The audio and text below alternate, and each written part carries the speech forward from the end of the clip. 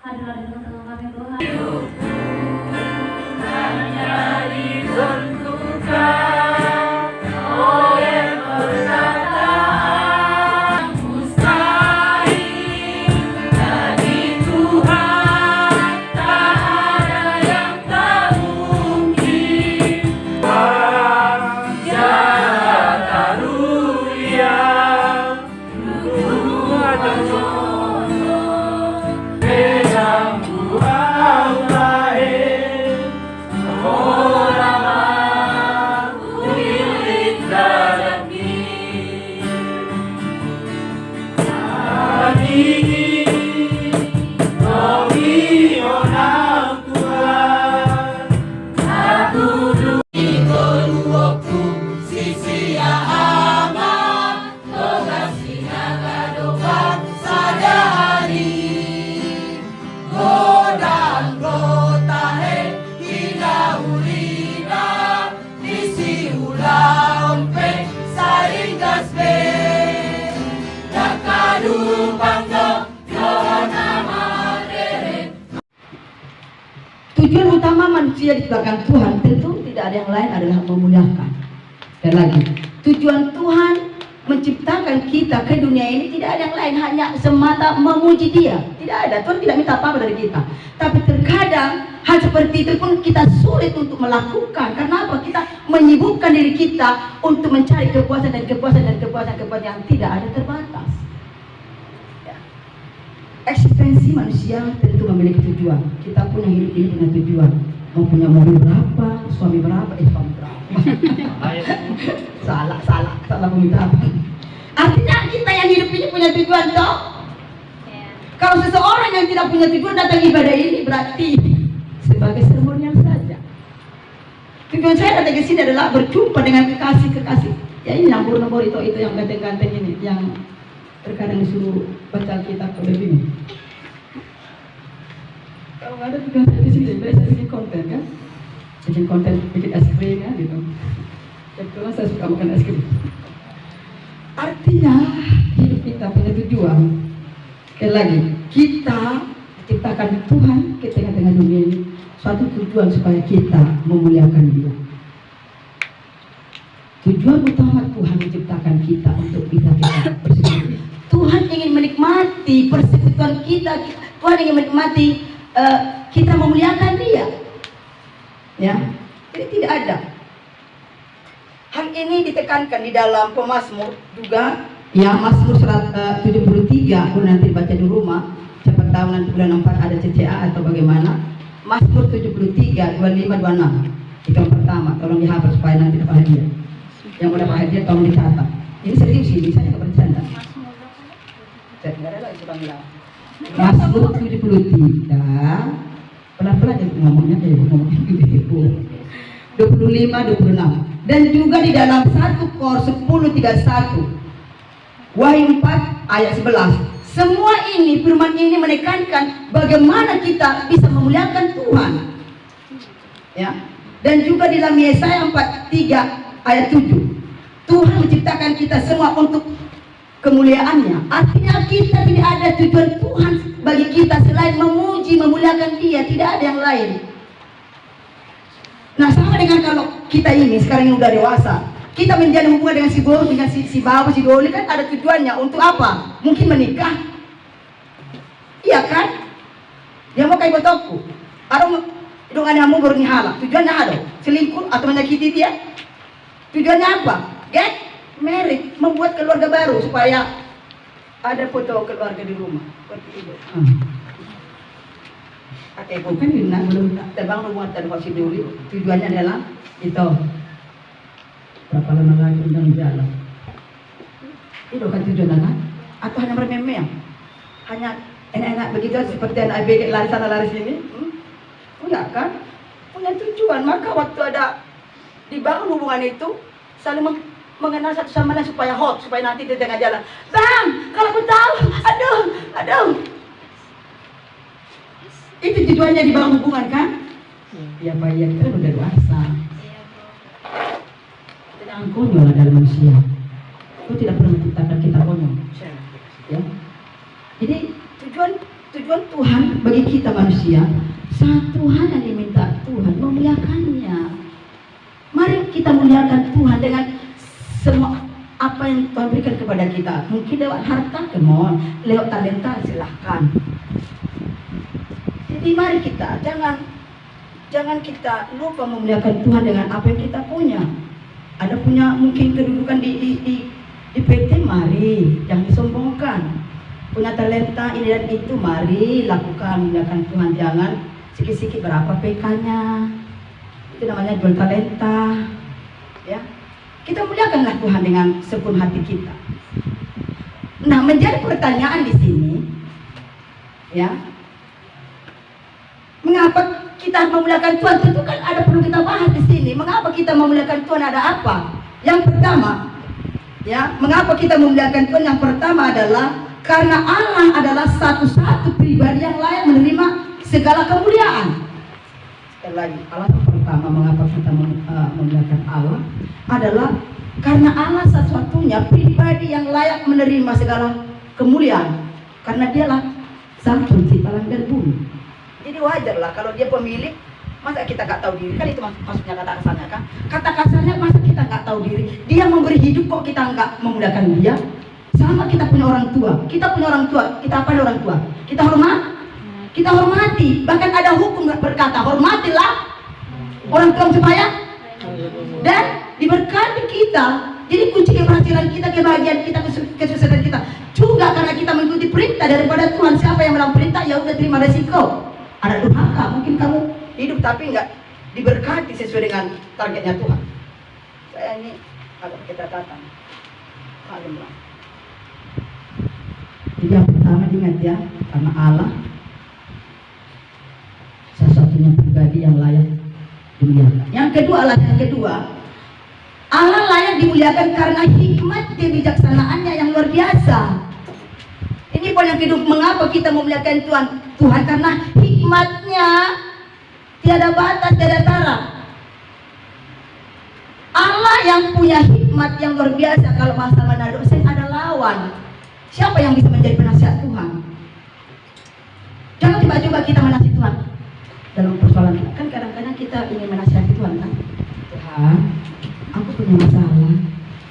Tuhan selesaikanlah ya dengan cara sendiri. Begini Tuhan, begini. Iya kan? Jadi kita mengatur menasihati Tuhan untuk menyelesaikan masalah kita.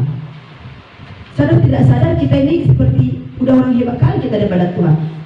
Jadi Tuhan akan memberikan hikmat kepada kita. Tuhan punya segala hikmat untuk menyelesaikan setiap persoalan kita. Tetapi konyolnya kita sebagai manusia so hebat, so mengatur Tuhan. Apalagi kalau ada masalah, maunya cepat selesai masalah itu. Ya Pak ya. Ada di sini, mengaku aja lah. Saya juga begitu kok kadang-kadang. Tuhan mau cepat Tuhan. Aduh tolong. Datang malaikat. Ih, kepo deh. Mungkin kayak gitu malaikat. Tuhan tolong ya, sebentar lagi. Tuhan ini mau ditutup, akan penutupan segala macam. Datang malaikat, kepo. Kadang-kadang begitu kita manusianya. Mau cepat aja Tuhan menyelesaikan masalah kita. Ya tunggu. Kan dia udah berkata, waktuku indah pada waktunya bagimu. Jangan paksa waktu Tuhan. Biarlah waktu Tuhan menjawab akan segala persoalan kita. Jadi mari yang kedua ini, alasan kita memuliakan Tuhan karena Allah yang punya hikmat. Raja Salomo bisa memimpin bangsanya karena dia meminta hikmat kepada sang pemilik hikmat. Jadi kalau kita menjalani hidup ini, apapun rencana kita tetap minta hikmat kepada Tuhan. Ya, kalaupun kita berhasil, dengan mungkin kita memang harus berupaya, punya strategi, punya usaha, memang harus wajib dan itu harus. Tetapi izinkan Tuhan memberikan hikmat atau kita minta hikmat kepada Tuhan supaya langkah demi langkah, usaha demi usaha yang kita lakukan jangan salah. Terkadang menurut kita strategi ini, usaha ini sudah pas, tapi menurut Tuhan belum pas. Karena apa? Kita mengandalkan akan kemampuan kita. Menurut kita pas, tapi menurut Tuhan tidak. Maka izinkan Tuhan yang memimpin kita dalam segala rencana.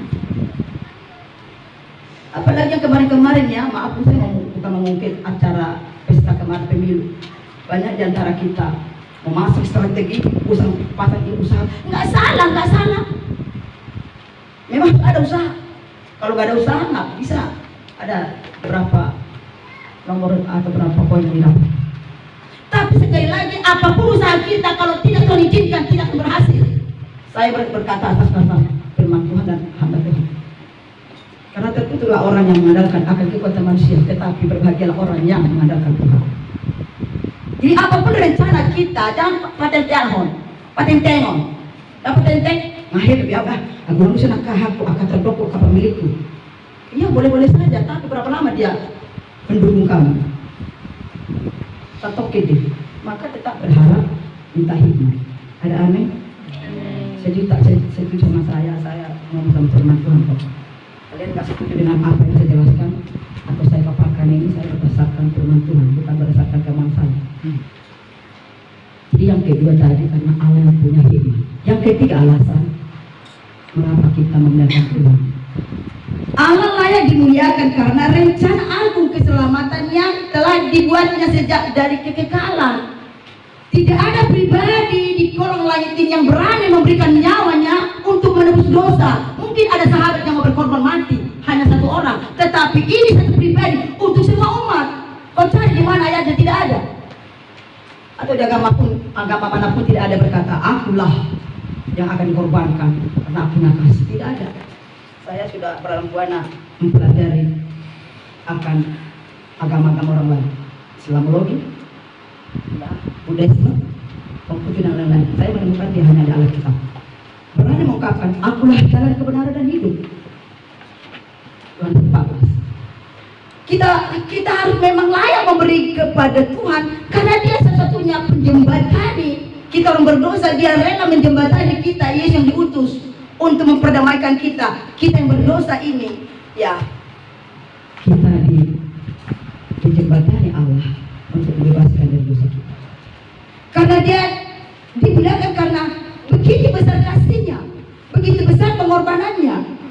Dia tidak berpura-pura mati. Anda pun sudah membaca di Alkitab, Allah tidak pura-pura mati. Ecek-ecek kalau bahasa-bahasanya. Ecek-ecek itu mati Tuhan, enggak kan? Menjadi landasannya kan Alkitab. Alkitab itu menjadi referensi yang kuat. Yohanes 3:16. Karena begitu besar kasih Allah akan dunia ini, sehingga Dia mengaruniakan anak yang tunggal. Barang siapa yang percaya kepadanya tidak binasa, melainkan beroleh hidup yang kekal. Ini cukup bagi kita bahwa Allah adalah kasih yang berkorban bagi kita. Jadi layaklah Dia dimuliakan, layaklah Dia menerima penghormatan, bahkan kejayaan. Ya, sama kalau kita aplikasikan di bahasa Nabi Tabereng atau orang Allah yang bisa kita lihat dalam dunia kita, ada yang nyata adalah orang tua kita. Maka mereka adalah Allah yang patut kita hormati, patut kita dengarkan nasihatnya, karena dia debata, Jehovah, Tabereng, Portibio. Ya. Masih aja berantem sama mamanya, sama orang tuanya, sama bapaknya. Dinasihati, apa nama mamanya? Aku udah gede, aku udah di Batam, aku udah banyak pergaulan. Masih ada yang melawan, masih ada yang sosok hebat. Dinasihati, unang maboru dah. Apa nama mama ini? Udah suruh kali aku sama si Doli itu. Masih ada nekat, masih nekat melawan mamanya, masih ada di sini, nggak mengaku, nggak apa-apa. Kalau kita dinasihati orang tua, kita jangan langsung ngambek atau marah. Cek dan ricek kebenarannya, kenapa mama saya marah atau tidak menyetujui akan perdomaan ini, cek ada juga. Contohnya lagi, jangan langsung marah. Mungkin orang tua udah lebih dulu mengetahui keberadaan si Doli yang kita suka, sehingga dia langsung memberikan suatu nasihat. Ya, ini enggak. Kalau sudah marah mengui, barulah dia mengaku. Maafkan nama ayah. Nasihatmu dulu enggak dengar ya. Tahulah mama. Kalau udah mengatur baru dia marah mengui. Tak marah mengui, terkatakan lagi termasuknya. Ya. Jadi mari kita, itulah Tuhan yang bisa kita lihat. Ya. Baik juga kita itu kami dinasihati Bapak. Ya tolong dalam garang, karena mereka itu Tuhan kita yang bisa kita lihat. Yang kita lihat aja nggak bisa nur, apalagi yang kelihatan. Allah bertahta dalam kerajaan surga. Sementara Tuhan yang ada di dunia ini, apa namanya, perantaranya Tuhan berikan kepada orang tua kita, kita hormati. Itu nothing impossible. Kalau bisa kita mentaati orang tua kita yang ada di bumi ini, pasti kita bisa mentaati dan memuliakan Tuhan kita. Jadi seperti itu. Mari kita lanjutkan. Keempat alasan kita memuliakan Allah, yaitu kita harus memuliakan Allah karena untuk itulah kita ciptakan, ya. Jadi kita harus sadar diri di sini. Mari kita dulu baca Yesaya pasal 43 ayat 7. Yesaya pasal 43 ayat 7. Yesaya 43 ayat 7. Semua adanya sudah? Ya, baik, 1, 2, 3. Semua orang yang disebutkan dengan namaku, yang kuciptakan untuk kemuliaanku, yang kubentuk dan yang juga kujadikan. Ya, jadi kita yang diciptakan ini untuk memuliakan Tuhan. Kita pun dilahirkan orang tua kita seizin Tuhan, bukan untuk melawan. Ya, jangan sok-sok kita menggurui orang tua kita. Mereka udah duluan mengecap garam pahitnya dunia ini. Jadi marilah dengan seperti ini kita bisa memuliakan Tuhan lewat orang tua kita, ya. Karena orang tua kita itulah dibatan abu tabir di Portibio. Jadi apa kedudukan kita, jabatan kita di Portibio, ya itu hanya anugerah. Jadi marilah kita dengan rendah hati, dengar sama orang tua, ya, tak sama orang tua, ya. Jadi jangan kita angkuhkan hidup kita karena kita mungkin lebih kaya daripada orang tua kita, ya. Jangan, sekali lagi jangan. Karena itu namanya anak durhaka. Sama kalau kita melawan orang tua, apalagi Bapak di surga, kita lawan lagi, ya. Jadi mari kita dengan rendah. Yang kelima alasannya mengapa kita memuliakan Tuhan, Allah pemilik seluruh hidup kita. Allah adalah pemilik hidup kita, ya. Dia yang memiliki hidup kita ini. Dia yang tahu seperti apa kita. Dia tahu persis waktu kita masih di kandungan pun sudah tahu. Tuhan merancangkan kita, ya. Jadi mari dengan segenap hati kita, sungguh-sungguh kita memuliakan Tuhan dengan apa yang kita punya, ya. Dialah yang menciptakan kita, dia pula yang menebus kita dari perbudakan dosa. Dia telah membeli kita dengan harga yang lunas dibayar. Karena itu dia berhak menerima segala bentuk pengabdian dan penyembahan kita kepadanya. Atau dengan kata lain, kita memiliki tanggung jawab untuk senantiasa hidup memuliakan Allah. Sebab kamu kita dibeli dengan harga telah lunas, bukan kredit. Karenanya muliakanlah Allah dengan tubuhmu. 1 Korintus 6 ayat 20. Ya, boleh dibaca karena ini ada kaitannya untuk acara kita hari Valentine, hari Paskah. Sudah lupa hari Valentine. 1 Korintus 6 ayat 20. Jika engkau makan atau jika engkau minum atau jika engkau melakukan segala sesuatu yang lain, lakukanlah semua untuk kemuliaan Allah. 1 Korintus 10 ayat 31. Demikianlah sebagai umat Allah kita harus senantiasa hidup seturut kehendaknya dan bagi kemuliaannya. Segala sesuatu yang kita lakukan, baik hal besar maupun hal kecil, haruslah kita lakukan demikian kemuliaan Allah. Inilah beberapa alasan mengapa kita memuliakan Tuhan. Jadi ada 5 poin mengapa. Ya. Di saat perjumpaan kita kepada Tuhan, lakukan memuliakan Tuhan lewat pujian dan doa. Ya, di saat kita senggang, mari kita baca firman-Nya. Di saat kita ada profesi, mari muliakan Tuhan dengan profesi kita yang dipercayakan dimanapun kita bekerja. Jadi mari jangan kita mencuri kemuliaan Tuhan bagi kita. Biarlah kita sepenuhnya memuliakan Tuhan, karena Tuhan suka orang-orang yang demikian. Karena di sanalah akan berkat melimpah-limpah bagi kita semua. Percaya kalau firman itu kita mengerti, kita pahami dan kita hidupi firman itu, saya percaya kita akan menjadi orang-orang yang menjadi berkat bagi banyak orang. Demikian sesat firman Tuhan bagi kita pada sore hari ini. Mari kita berdoa.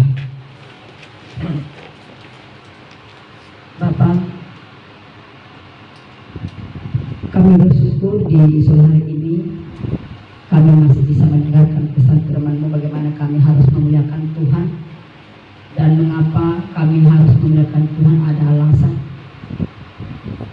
Kami bersyukur Tuhan di pemaparan yang tidak mendalam dijelaskan, tetapi kami sudah memberikan penjabaran 5 poin bagaimana kami memuliakan Tuhan di segenap hidup kami. Ampuni kami Tuhan kalau kami lalai di dalam kesibukan kami, sehingga kami tidak lagi memberi diri untuk memuliakan Tuhan. Ampuni kami Tuhan, ampuni Tuhan. Kami sibuk dengan diri kami sendiri, kami sibuk dengan kesibukan kami yang tidak jelas. Oleh sebab itu terima kasih di sore hari ini Engkau tegur kami Tuhan, supaya kami kembali untuk memuliakan Tuhan. Sesibuk apapun kami, mari ingatkan kami Tuhan untuk tetap memuliakan Tuhan lewat persekutuan kami, lewat komunitas kami, lewat kehidupan kami secara pribadi kepada Tuhan. Ampuni Tuhan, ampuni. Terima kasih Tuhan untuk sore hari ini, di mana kami boleh kumpulan Gema Tugas Sinaga yang ada seperti biaya untuk bersekutu diingatkan kembali melalui firman. Terima kasih Tuhan Yesus yang baik. Terima kasih. Sebentar kami akan memberikan sebagian harta yang Tuhan percayakan. Itu juga salah satu memuliakan Tuhan, supaya kegiatan-kegiatan ibadah, baik juga kegiatan-kegiatan yang lain, bisa berjalan dengan baik dengan adanya dana yang ada. Terima kasih Tuhan Yesus, dengan sukacita dan ikhlas kami akan memberi yang terbaik kepada Tuhan. Terima kasih, terpujilah nama-Mu Tuhan di dalam dan demi nama Tuhan yang hidup kami mengucap syukur dan memberi yang terbaik kepada-Mu. Haleluya. Amin.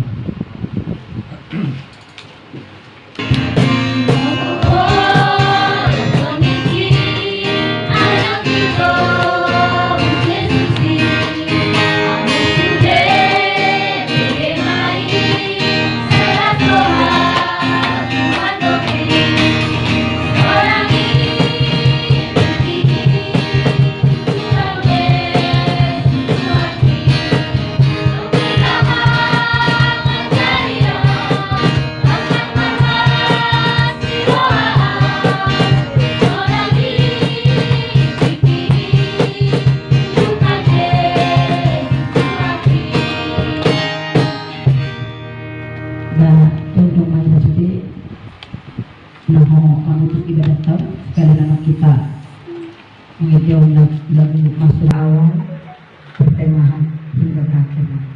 Biarlah setiap rangkaian demi rangkaian yang Tuhan kami berikan, yang kami lakukan itu menyenangkan hati Engkau Tuhan. Bahkan doa-doa kami Tuhan mari Engkau indahkan. Segala permohonan kami mari Tuhan Engkau indahkan Tuhan. Supaya lewat itu juga kami melihat kemuliaan Tuhan bekerja, supaya tidak terhalang berkat-Mu akan turun ke setiap kami. Kami sudah memberikan sebagai harta kami kepada Tuhan. Berikanlah hikmat kepada panitia pengurus supaya mampu mengelola dengan baik, supaya kami bersukacita lewat ibadah yang ada di Tanjung Priok ini. Terima kasih Tuhan, terima kasih, terima kasih, terima kasih. Inilah Tuhan tenaga PTSB yang ada di sektor Tanjung Priok. Berikan kami kesehatan. Kami berikan dengan dan walaupun kami berbeda-beda pendapat bahkan gagasan, tetapi kami mau Tuhan satu hati. Berikan dengan tangan untuk memajukan Gema yang ada di sektor Tanjung Priok. Mari berikan kami roh hati yang rendah hati yang lembut. 1, 2, 3. Bapa kami yang di surga, dikuduskanlah namamu, datanglah kerajaanmu, jadilah kehendak-Mu di bumi seperti di surga. Berilah kami pada hari ini makanan kami yang kesalahan kami, dan ampunilah kami kesalahan kami, seperti kami mengampuni orang bersalah kepada kami. Dan janganlah kami sampai kecobaan, lepaskanlah kami dari, karena Kau punya kekuatan dan kemuliaan sampai selama-lamanya. Mari terimalah berkat persekutuan kita di sore hari ini. Berkat yang berlimpah turun atas kita. Dijauhkannya kita dari segala macam bahaya ketika kita keluar dari pintu rumah kita dan kembali lagi ke rumah kita. Kita dilindungi. Berkatnya berlimpah-limpah turun atas kita. Sampai Maranatha, Yesus datang menyongsong orang-orang percaya dan melakukan firman-Nya. Di dalam dan demi nama Tuhan Yesus kami mengucap syukur dan berdoa. Bapa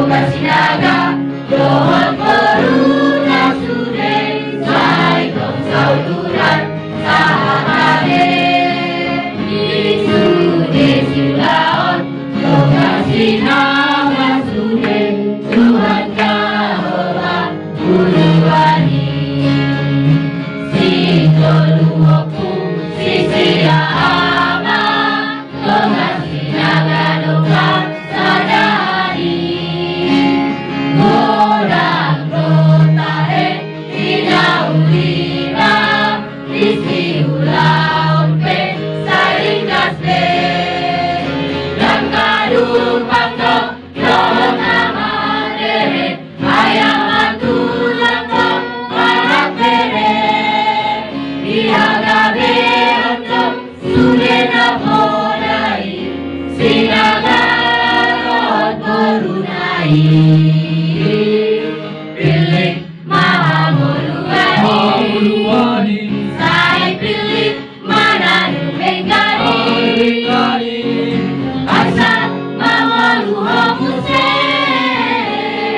Dohon Tupino Pagusoma Asa Matuaho Muse Dohon Tino Pagusoma Sitoluoku sisia ama toga sinaga dopan sadari Godang rotahe inaulina ismiula ompe saringasde yang kadung pangko lohon amadere ayam atulangko anak bere ihagabe onto sudena podai sinaga dohon korunai Pilih Mahamuluwani